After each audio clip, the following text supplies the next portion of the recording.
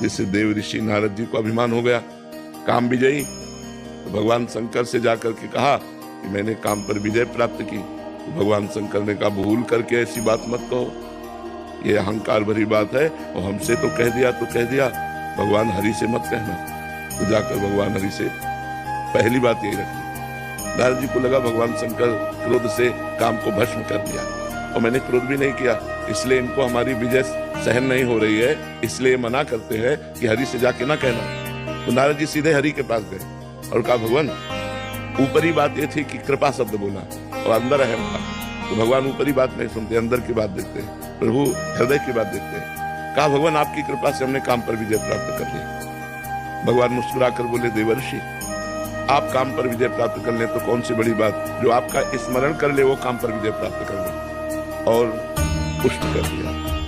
भगवान ने देखा देवर्षि नारद मेरे महान भक्त है और इनके हृदय में अहंकार आ गया, ये ठीक नहीं है। तुरंत भगवान एक राज्य की रचना कर देते हैं सेकंड में, और उस राजा के यहाँ राजकुमारी का स्वयंवर हो रहा होता है। देवर्षि नारद जी भगवान के यहाँ से गए तो देखा रास्ते में बड़ा कौतूहल मचा हुआ है। पूछा, क्या? बोले, यहाँ के राजा की राजकुमारी का स्वयंवर है। भगवान की माया से खींचते हुए राजा के पास गए। राजा ने साष्टांग दंडवत की, बैठाला और अर्घपाद्य आदि समर्पित करके कहा, राजकुमारी को लाया जाए, देवर्षि नारद जी से आशीर्वाद दिलाया जाए।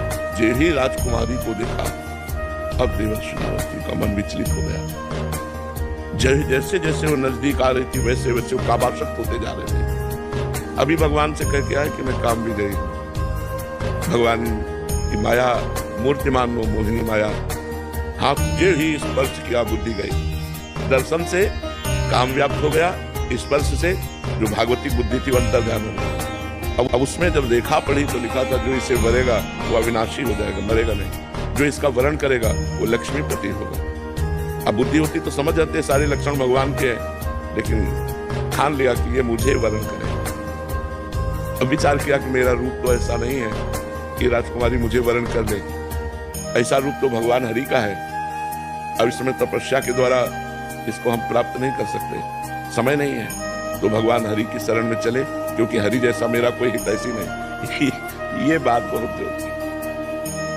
इस बात में मतलब हृदय न्यौछावर हो जाता है कि ऐसी प्रचंड माया के बीच में भी देवर्षि नारद को एक बात याद है कि हरि जैसा हमारा हितैषी कोई नहीं। अगर ये बात याद रहे तो माया कुछ नहीं कर सकती। भगवान का चिंतन किया, भगवान प्रकट हो गए। भगवान से कहा, मुझे हरि रूप चाहिए। बोले, तथास्तु, तुम्हारे लिए आदेश क्या है? मैंने दिया। फिर देवर्षि नारद जी ने कहा,